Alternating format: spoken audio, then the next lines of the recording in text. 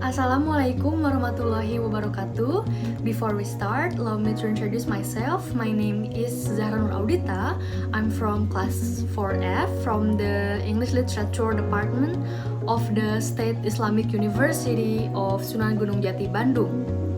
Here, I'm going to do a side translation for my midterm examination of the consecutive interpreting course. So, let's start. Dari mana kita mulai? Dari mereka yang telah saya ajak bicara melalui pekerjaan saya dengan titik balik. Awalnya tampak bahwa wanita dalam masyarakat kita dipandang sebagai penjaga, orang yang dapat mengatasi. Apapun yang dilemparkan kehidupan kepada mereka, mereka akan selalu mengatasinya. Siap siaga 24 jam sehari, 7 hari seminggu.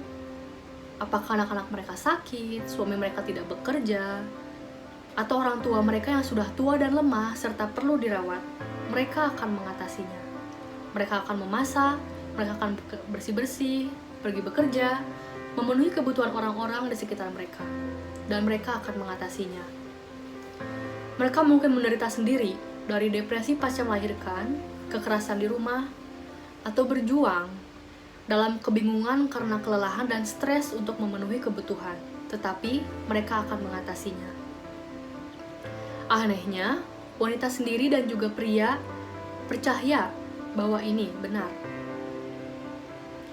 Begitu mendalamnya keyakinan ini sehingga dibutuhkan keberanian yang sangat besar bagi wanita untuk mengakui bahwa mereka tidak bisa mengatasinya, bahwa mereka mungkin membutuhkan bantuan baik dari keluarga, teman, atau support system yang diberikan oleh Anda, para profesional. Seringkali mereka akan berusaha untuk bertahan sendirian, jatuh tanpa daya ke dalam depresi yang lebih dalam dan lebih gelap karena mereka merasa semakin terperangkap oleh kehidupan yang mereka jalani. Saat dunia mereka semakin dekat, harga diri mereka akan menguap menjadi kabut, kesepian, dan keputusasaan saat mereka semakin jauh dari orang-orang yang dapat membantu mereka. Banyak wanita dan pria beralih ke alkohol untuk menghilangkan rasa sakit dari keputusasaan mereka.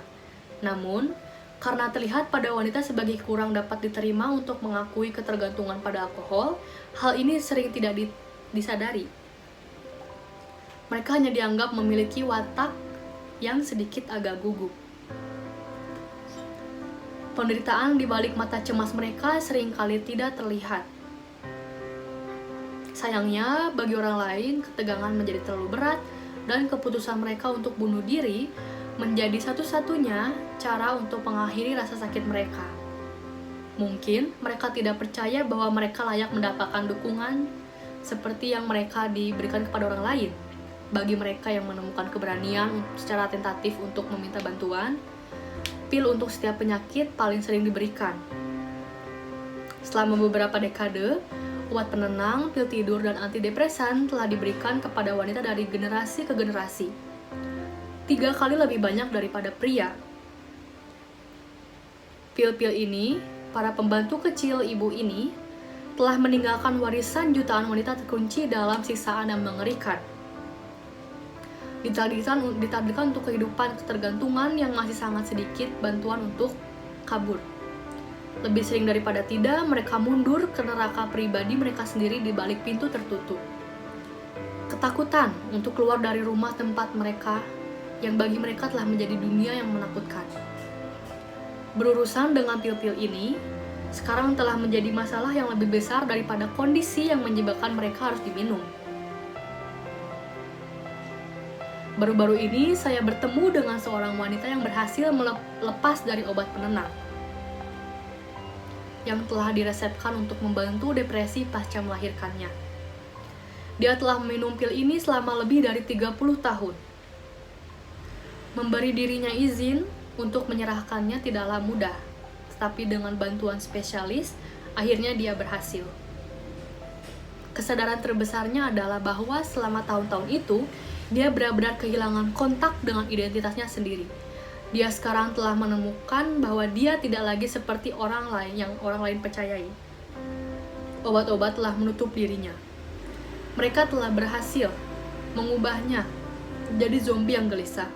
Akhirnya, dia sekarang bisa belajar bagaimana hidup kembali dan menjadi orang yang seperti dia dilahirkan.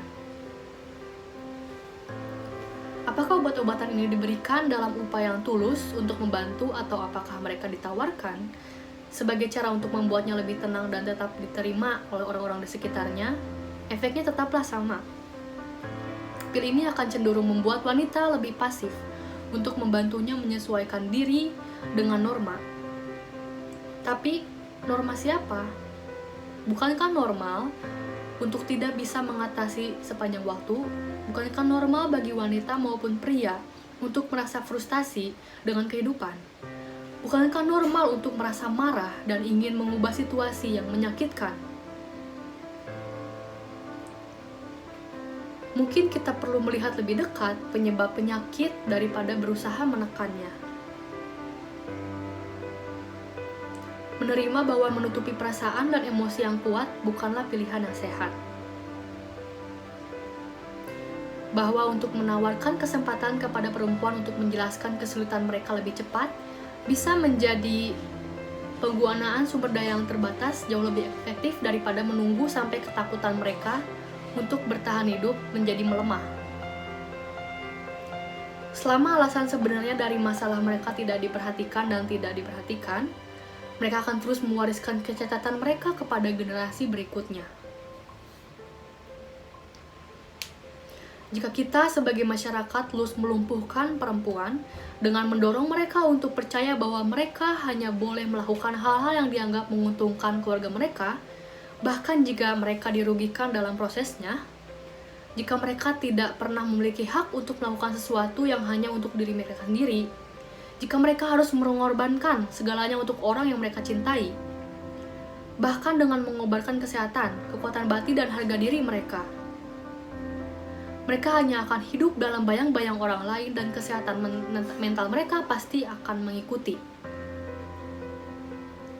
Namun, jika kita dapat membantu mengembalikan hak mereka untuk memenuhi potensi mereka sendiri dan membagikannya kepada keluarga, anak-anak, atau teman mereka, mungkin lebih sedikit wanita akan mendapati diri mereka menjalani kehidupan yang suram di luar keyakinan.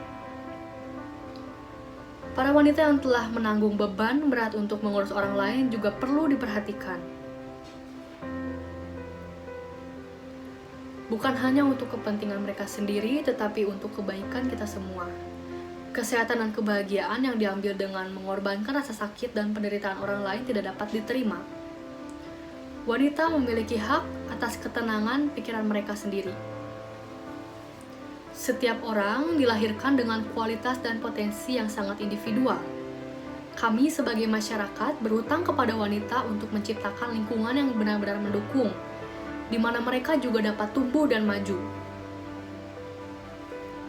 Tetapi jika kita ingin membantu kehidupan putus asa yang tenang, yang dijalani oleh begitu banyak wanita di balik pintu tertutup, mereka perlu mengetahui dengan pasti bahwa mereka tidak sendirian. Bahwa dukungan dan pengertian yang nyata ada untuk mereka. Saya berharap konferensi ini akan membantu kita untuk memahami kebutuhan wanita dengan lebih jelas, dan Anda akan menemukan cara untuk membantu mereka secara lebih efektif dan membantu mengembalikan kehidupan mereka yang sehat dan layak secara mental. I think that's enough from me.